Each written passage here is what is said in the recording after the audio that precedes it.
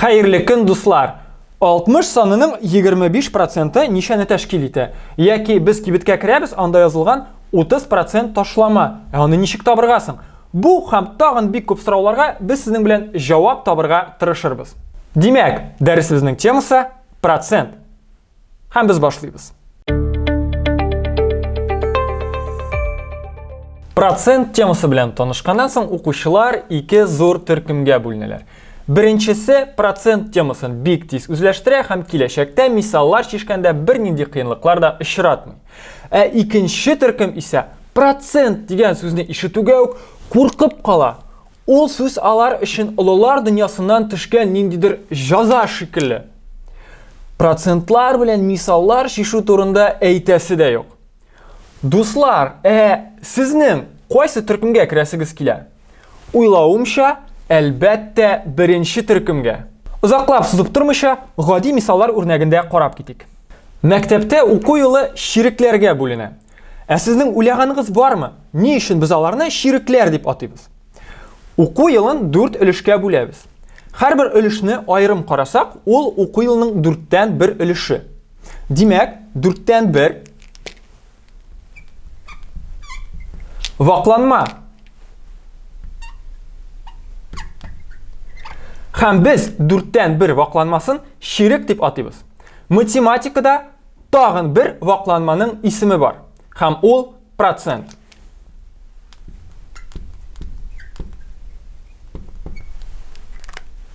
Процент. Нинди вакланмасын? Процент сүзе ике латин сүзеннән барлыкка килгән. Процентум. Татарча йөздән. Ягъни процент ул йөздән 1 өлеш. Йөздән 1 вакланмасы. Ләкин без аны сүз белән язмыйбыз. Аның өчен без менә бу билгеләмәне кулланабыз.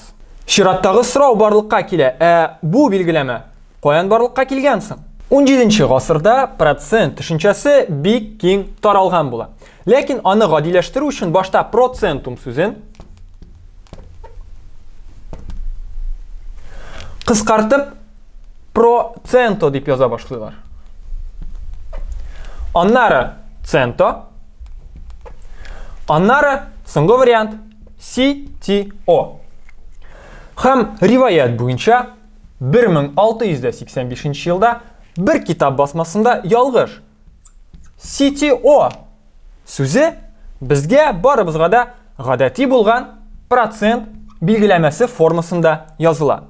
Шул көннән башлап процент билгеләмәсе бөтен дөньяга тарала.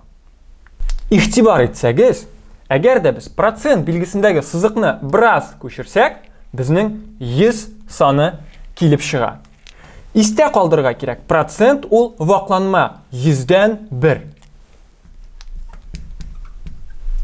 Мәсәлән, 15% ул 100дән 15 өлеш.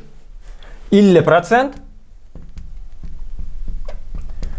ул 100дән 50 өлеш. Һәм, мәсәлән, 99% ул 100дән 99 өлеш. Мисаллар чишкәндә шуны һәр вакыт истә тотарга кирәк. Процент ул ваклаучысы 100гә тиң булган вакланма. Мәсәлән, әгәр сезгә нинди дә булса санның 6%-ын табырга кирәк икән, димәк, башта ул санны 100 өлешкә бүләбез һәм 6 өлешен саныйбыз. Әгәр дә нинди дә булса санның 22%-ын табырга кирәк булса, без башта ул санны 100 өлешкә бүләбез һәм 22 өлешен саныйбыз. Дуслар, хәзер чираттагы сорауга җавап биреп карагыз. 100% ул нәрсә дигәнне аңлата? Әйдәгез, күз алдына китерәбез. Безнең туган көн. Без барлык дусларыбызны, туганнарыбызны чакырдык. Барлыгы бәйрәмдә 100 кеше. Qutlaular яңгырады, бүләкләр бирелде һәм хәзер бәйрәмнең иң көтелгән өлеше – туган көн тортын алып чыгалар. Гадел булсын өчен тортны 100 өлешкә бүләбез. Һәрбер кешегә беришәр өлеш. Ләкин кунаклар хөрмәт йөзеннән һәрберсе үзләренең өлешләреннән бер-бер артлы баш тарталар. Ахыр чиктә безнең тәлинкәдә 100 өлешкә бүленгән тортның барлык 100 кисәгедә тезелгән. Димәк, безнең тәлинкәдә хәзер бер бөтен торт. Гадиләк итеп әйткәндә, 100 тапкыр 100дән бер өлеш ул бер бөтен. Мәсәлән, 12 санының 100% ул 12. 25 санының 100% ул 25. Һәм шулай ук бер бөтен